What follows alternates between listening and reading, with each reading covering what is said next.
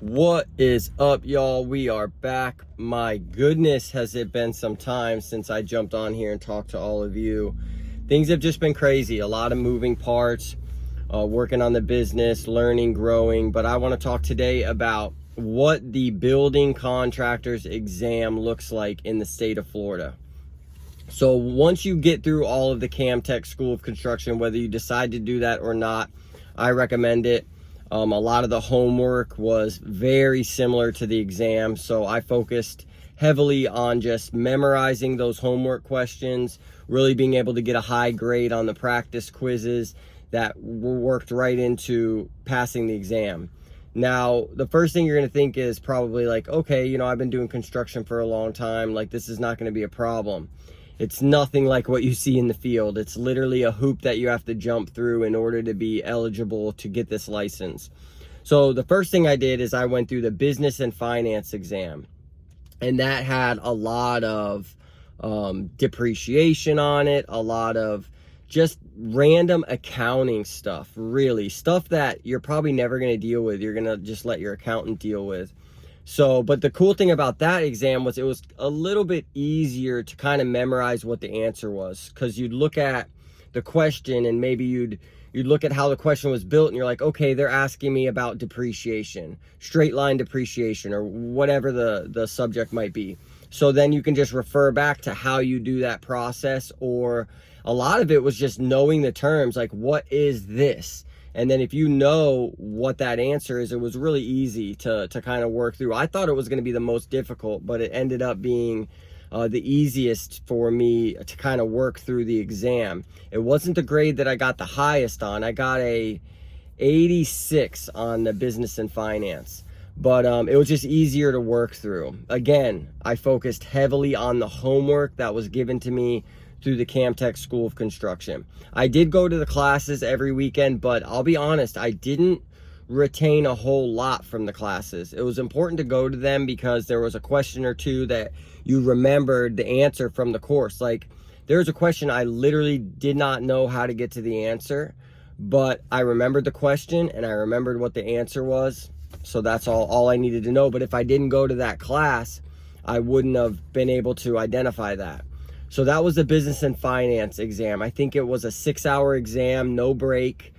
And it was 125 questions. And you have to get at least a 70% on each of these 3 exams. Not combined, a 70 on each of them in order to pass them all. So that went great. Then after that, I had business administration. And this was a lot of, moving back to the accounting one, that had a lot of lien questions as well. Notices of commencement, liens, who's privy to who, things like that in that exam.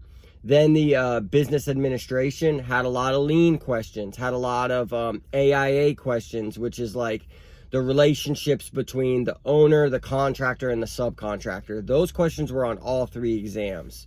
But the great thing about those questions is you were allowed to use that book on all 3 exams. Now, you could use a lot of the books on most of the exams, but you couldn't use them all. So that was another reason that I just relied heavily on the homework, because I was like, if I can't even take some of these books in, then I need to know these answers. I can't be looking through the books. So the business administration, that was a little bit more difficult. It was a 4-hour exam, 55 questions.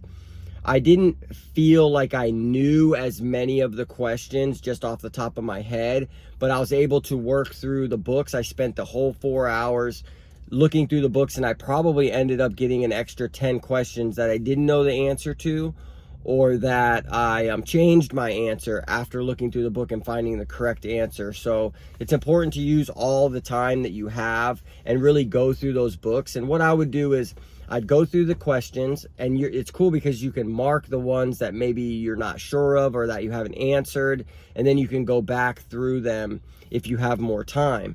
So I'd go through it once, then I'd go back through all the ones that I had marked, and I'd go through the books and I'd find the correct answer. Then once I did that, if I had a little bit more time, I kind of wanted to go back through them for a 3rd time, but I knew that if I did that, the potential for changing an answer that was already right was there from going through it again and again. So after I went through it once, went through all the questions I had marked twice, I went with my gut there, and I ended up getting I think I want to say an 88 on that exam, which was really cool. Actually, the business and finance, yeah, 86. I got an 88 on the administration. Then I took the project management portion. This was the most difficult for me. This had a lot of questions that were they were long-winded. They had a lot of information in the question, and if you didn't utilize all the information in the question, it'd be kind of easy to get the wrong answer. And they were also questions that were kind of hard to memorize, because when a question is long-winded, and then some of the answers were just like numbers. For instance, like, how long do certain trusses need to be, or how thick does a certain this or that need to be, or how much overlap does this or that need?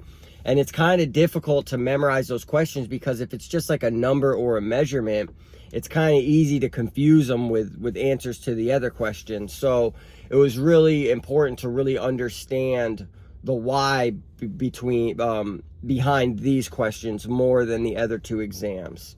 So that was another 4-hour exam, 55 questions. You need to get a 70 on it to pass.